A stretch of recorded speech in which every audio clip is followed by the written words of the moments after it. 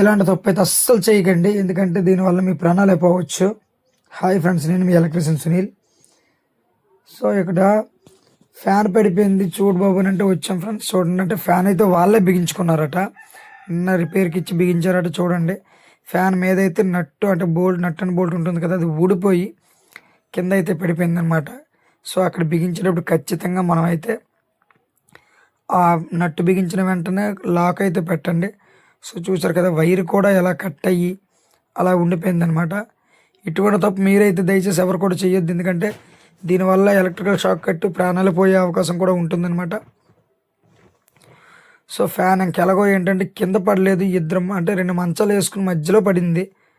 So చూడండి, ఇక్కడైతే ఏం ఎరగలేదు, కాకపోతే బోల్ట్ అయితే ఊడిపోయింది అనమాట. వాళ్ళు చూడండి ఎలా బిగించారో, కింద కూడా మొత్తం ఇదైపోయిందనమాట.